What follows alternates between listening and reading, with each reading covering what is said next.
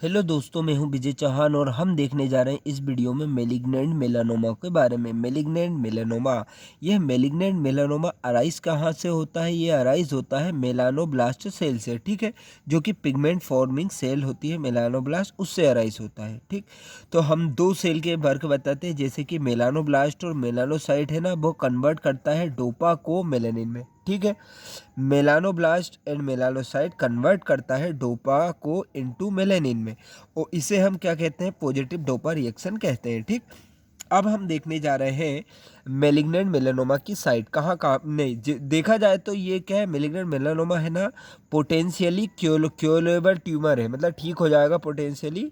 यह in early stage में, potentially curable tumour in early stage.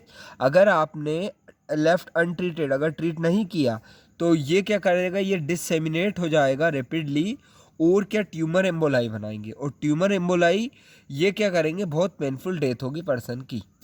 ठीक है, अब कॉमन साइट कहाँ कहाँ पे होता है ये? तो ये होता है हेड में, नेक में कितने परसेंट? 20%।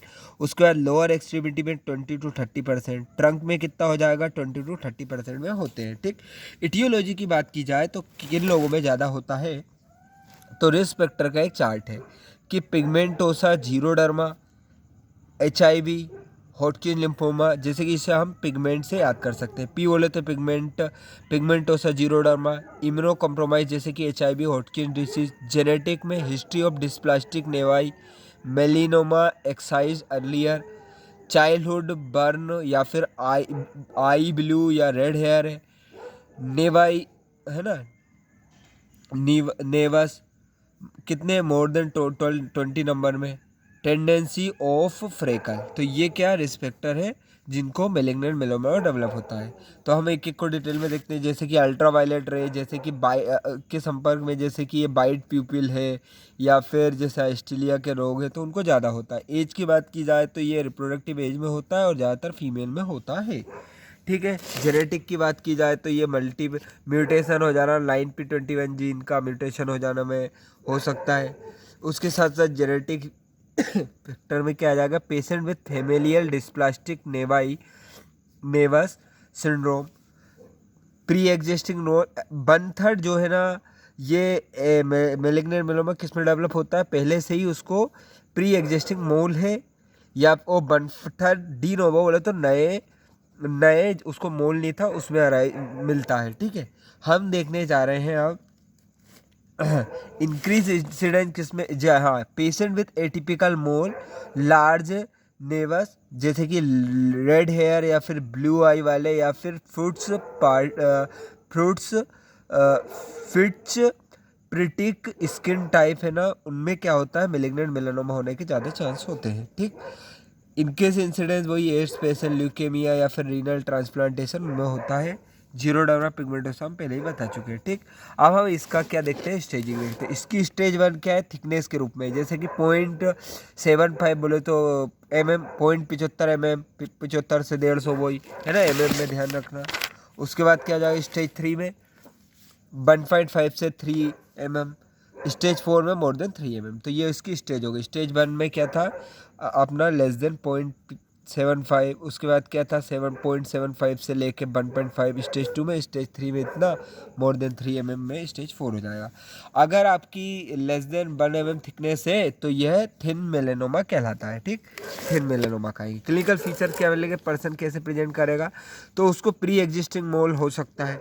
फिर इस मोल में क्या चेंज मिलेंगे? Change in the pre existing mole में क्या चेंज मिलेगा? जैसे एसिमेट्रिकल हो रहा है, बॉर्डर इरेगुलर हो रही है, कलर में वेरिएशन आ रही है, जैसे ब्लैक ब्राउन हो रहा है, या फिर डायमीटर मोर देन 6 mm हो रही है।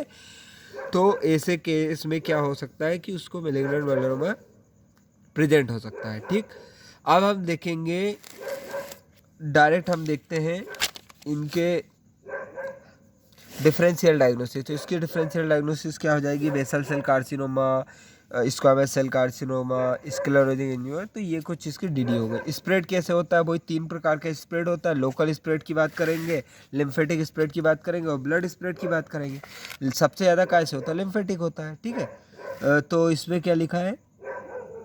लोकल स्प्रेड क्या है? एडजेसेंट स्ट्रक्चर है वहाँ पे होते हैं, सैटेलाइट नोड्यूल के रूप में होते हैं। ठीक, लिम्फेटिक स्प्रेड होता है, रीजनल लिम्फ नोड में जाएंगे very early in malignant melanoma में। ब्लड में कम जाते हैं थोड़े से, ब्लड से कहाँ स्प्रेड होंगे, सेकेंडरी के रूप में, जैसे लीवर, लंग या फिर ब्रेन में जा सकते हैं। इन्वेस्टिगेशन के लिए क्या किया जाए, वही ब्लड इन्वेस्टिगेशन कराएंगे, ब्लड टेस्ट होगा, या फिर बेज बायोप्सी करेंगे हम, तो एक्सीजनल बायोप्सी या फिर बेज बायोप्सी करेंगे, उसमें हम देखेंगे कि उसके बाद हम ट्रीटमेंट की बात की जाए तो ट्रीटमेंट क्या है, वही सर्जिकल में वाइड एक्सीजन करेंगे, कितनी थिकनेस के हिसाब से, ट्यूमर की थिकनेस अगर लेक्सिजन बने में तो 1 सेंटीमीटर मार्जिन लेना है एक्स्ट्रा हेल्दी, 1 to 2 mm में तो 2 सेंटीमीटर, मोर देन 2 mm में 2 सेंटीमीटर लेना है। अब क्लर्क लेवल 2 लीजन में एक्सीजन करना है, 2 सेंटीमीटर हेल्दी मार्जिन लेना है। सब लिंगुअल अगर ये मेलिग्नेंट मेलानोमा है, नहीं उंगल बोले तो उंगली में है, सब उंगल मेलिग्नेंट मेलानोमा है तो आपको क्या करना है, एम्पुटेशन करना है डिजिट का।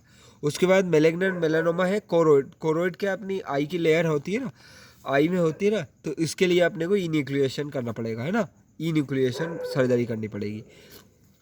एडवांस और लार्ज लीडर में एम्पुटेशन हम करते हैं, ठीक है। अब हम जैसे कि लिम्फ नोड के लिए क्या करें, तो लिम्फ नोड अगर आपकी lymph node are situated adjacent, मतलब पास में ही है, रीजनल स्प्रेड हुआ है पास में ही है, तो आपको क्या ब्लॉक डिसेक्शन करना है, ठीक है। अगर लिम्फ नोड अवे बोले तो दूर है तो रेडिकल ब्लॉक डिसेक्शन करना है।